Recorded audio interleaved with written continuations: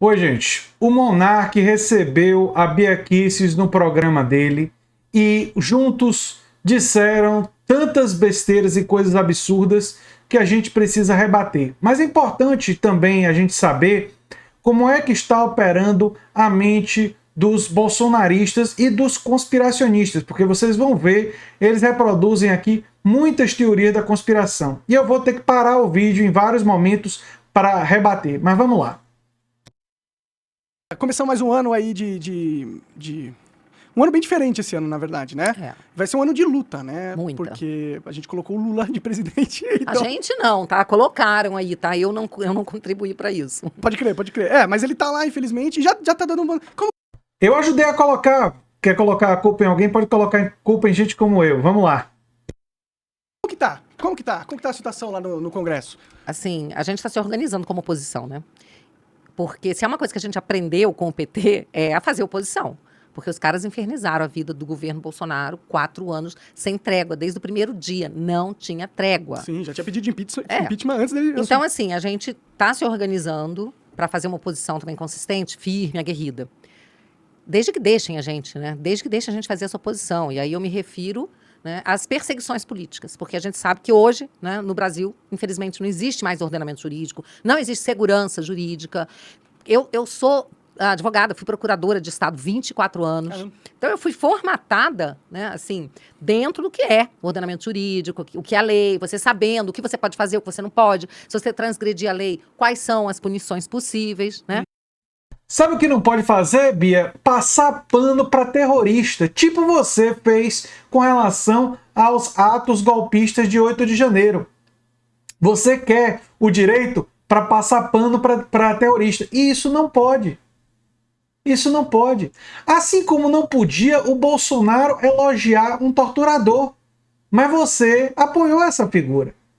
E que ele fez uma coisa ali ilegal. Para pegar só um exemplo, porque as ilegalidades do Bolsonaro são muitas, viu? E hoje em dia não tem mais nada disso. É crime o que suas excelências quiserem que seja crime.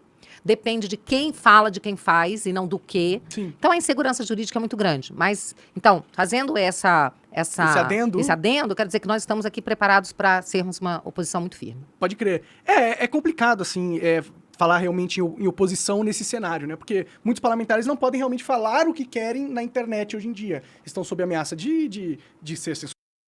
Nunca ninguém pôde falar tudo. Essa liberdade total nunca existiu. E o limite é justamente incentivar atividades criminosas. Tem certos limites que existem, viu, Monark? Estipulados na nossa Constituição e não só na nossa. Nas constituições de todos os países democráticos do mundo. Existem limites, viu? Essa ideia de você poder falar qualquer coisa, isso nunca existiu. Mas enfim. Eu sou uma delas. De multa e de muitas outras coisas. Então, como que você disse que você foi promotora? Procuradora de Estado. Eu não fui do Ministério Público. Eu fui procuradora de Estado. É que nem procurador do Estado de São Paulo, procurador do Estado do Rio de Janeiro. É um procurador de Estado. Entendi. Né? Mas fui procuradora durante 24 anos, uma carreira... esse pessoal que não é o STF, o pessoal do jurídico do Estado, que não tá na cabeça, o que eles estão achando? Por que eles não fazem nada? Por que não Muitos fazem, mas eles também são perseguidos e censurados. Vamos pegar aqui o exemplo da juíza Ludmila Lins Grilo. Ela tá respondendo a processo no CNJ. Ah, Ludmila, não é, Bia? Aquela que chama o Alan dos Santos, aquela figura foragida, de amigo. Aquela que vive... repostando coisas de teoria da conspiração e conteúdo que foi considerado pelo Supremo Tribunal Federal como conteúdo golpista. Essa daí está sendo perseguida. Entendi. Você quer o direito dos golpistas. Está insatisfeita que os golpistas estão sendo perseguidos pela justiça. Tá insatisfeita que a justiça está fazendo o seu papel. Tô entendendo, Bia Kicis. Tô entendendo. Está afastada, porque ela ousa criticar, contestar, entendeu? Não é fazer política partidária, como muito... Não, ela só estava compartilhando coisa do Alan dos Santos a favor de golpe. Não era só isso, né? Não era muita coisa, não. Entendi. muitos lá em cima estão fazendo, mas criticar legislação. E ela não criticava o ministro, ela criticava a legislação que permitia, por exemplo, uma decisão. E ela está afastada. Por quê? Porque ela é conservadora, porque ela é de direita. Entendeu? Entendi. Não, porque ela é golpista, Bia Kicis. Porque ela estava compartilhando material golpista do Alan dos Santos. Quem ela chama de amigo. Ela chama o Alan dos Santos de amigo e ficava compartilhando o material dele. E você esquece de dizer isso, Bia Kicis? Ah, mas não é esquecimento.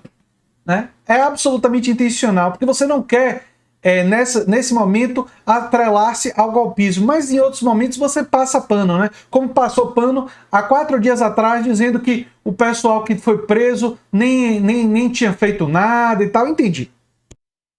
Então, assim, muitos promotores, procuradores que se posicionavam em contraposição aos esquerdistas que não têm medo de se posicionar, que falam, se posicionam e não são punidos por São isso. aplaudidos, né? Tipo, movimento, Ministério Público pela democracia. Botou o nome democracia no meio, você pode sair correndo, porque você sabe que não tem nada de democrático. Pior que é verdade. É a palavra mais prostituída que existe na língua portuguesa, é a palavra democracia. Bem, de democracia golpista, exigente que apoia um cara que disse que 1964 poderia voltar a acontecer, você supostamente entende, né, Bia Kicis? Será que entende mesmo? Acho que não. Pessoa que sai usando democracia pode saber que está fazendo exatamente o contrário. Está querendo punir quem pensa diferente, quem ousa falar, não quer dar liberdade para ninguém. Então, mas você tem Ministério Público pró-democracia, juízes pela democracia. São as pessoas mais antidemocráticas que você pode encontrar. E tem muito poder nas mãos. Então, aqueles que ousavam se levantar contra, se posicionar contra, esses são perseguidos e calados. Entendeu? Sim. Eu entendo. Eu senti na pele, inclusive, pra caramba isso. E eu, sinceramente, eu não sou otimista com o cenário futuro da nação, assim. Eu me pergunto de onde vem tanto poder. Como que o Alexandre de Moraes conquistou tanto poder?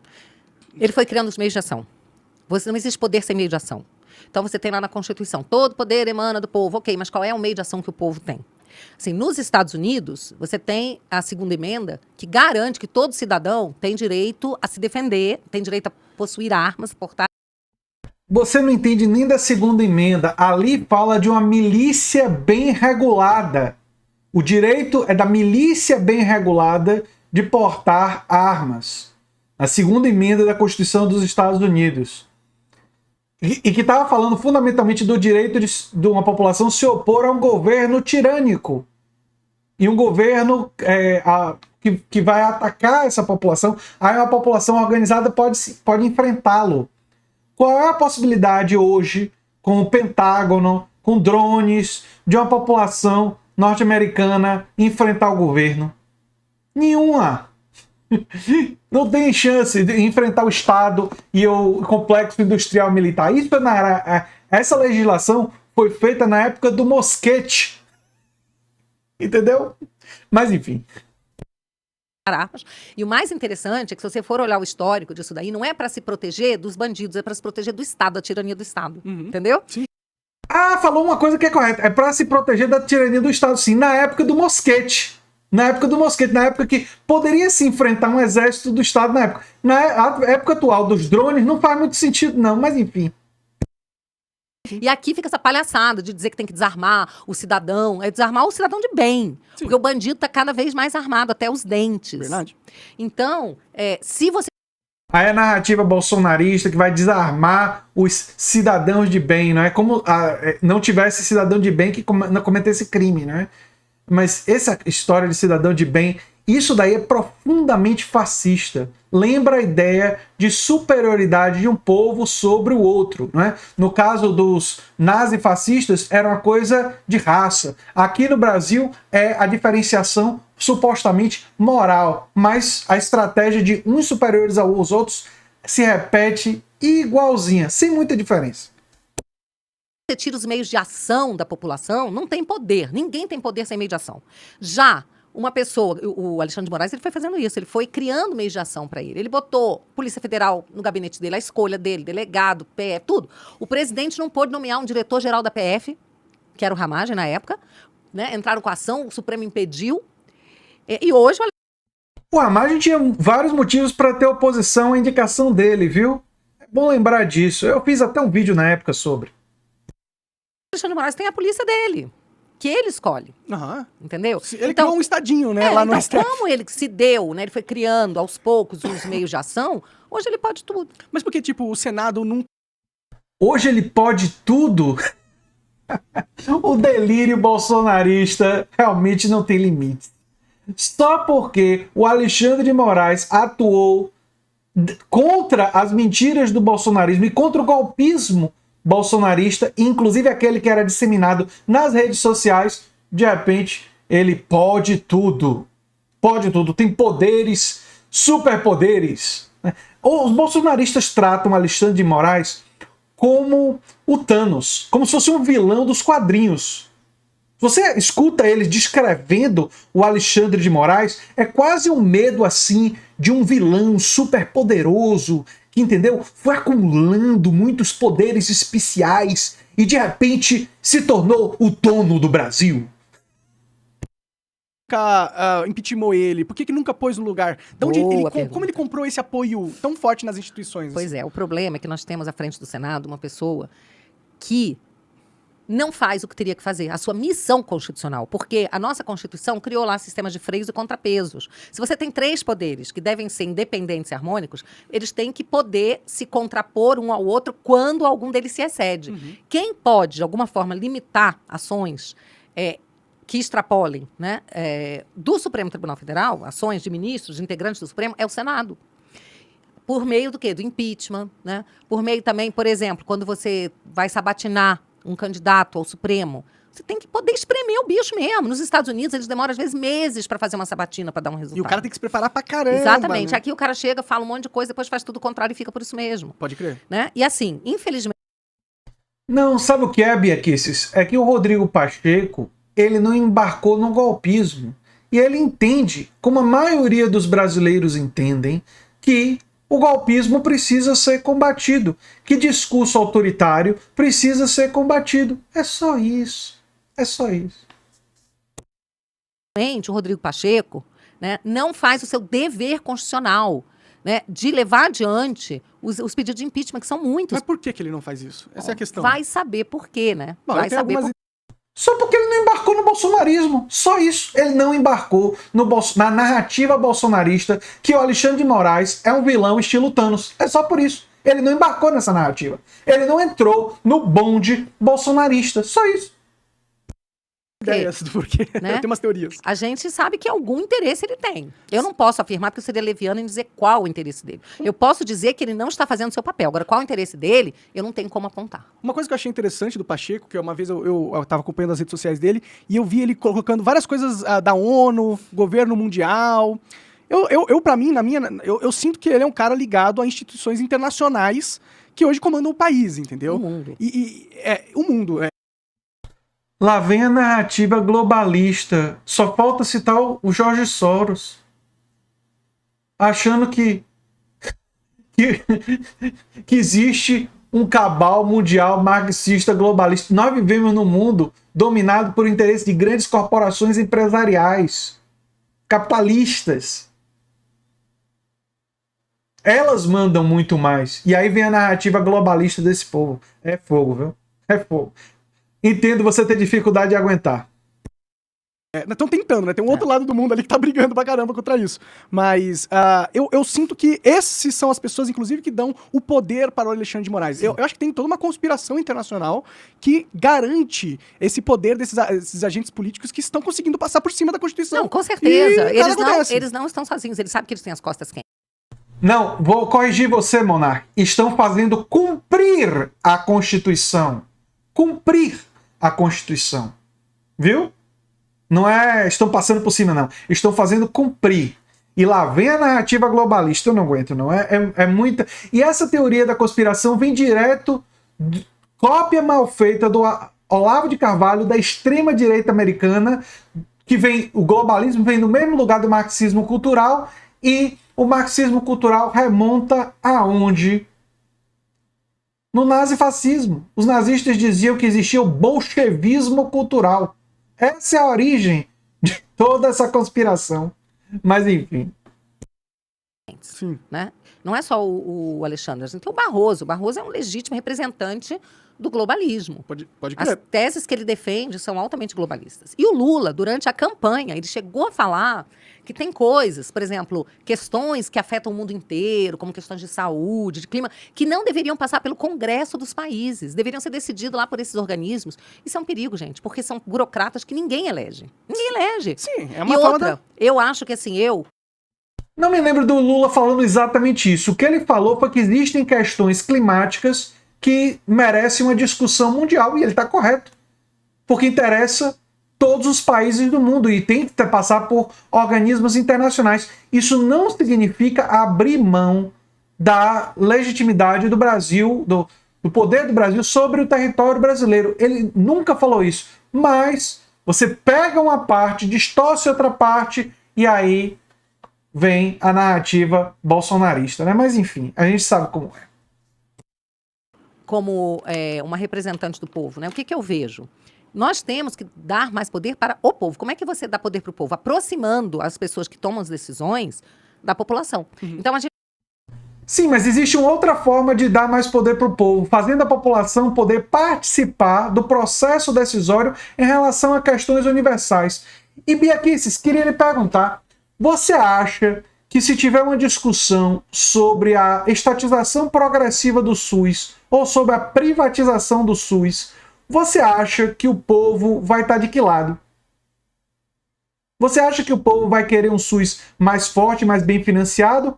Ou vai querer só a iniciativa privada e pagar do ponto de vista particular? Eu acho que a população vai querer um SUS mais forte. Vamos para um outro assunto. Reforma tributária. Vamos colocar para votar os projetos da direita e vamos colocar um projeto da esquerda sobre tributação para ver o que é que a população decide? Para ver se a população quer tributos menores sobre o consumo e sobre a produção e tributos maiores sobre a renda e sobre a especulação financeira? Ou ela vai querer a proposta da direita, que sempre foi só simplificação e manter os tributos do consumo altos e deixar livre a especulação financeira? Você acha, Bia Kicis, de verdade que o povo é direitista em termos econômicos quando é o dinheiro deles em jogo? A maioria da classe trabalhadora brasileira vai votar a favor dos seus próprios interesses. E essa democracia mais direta, essa democracia mais participativa, você nunca vai querer. Você nunca vai querer.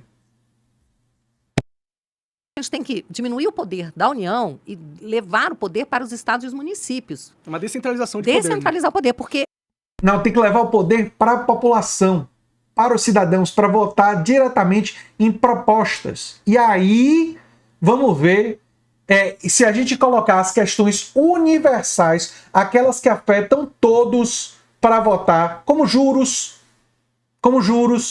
vamos colocar, submeter a população. Vocês acham que deve ter uma legislação que limite os juros praticados pelos bancos comerciais e pelas empresas de cartão de crédito?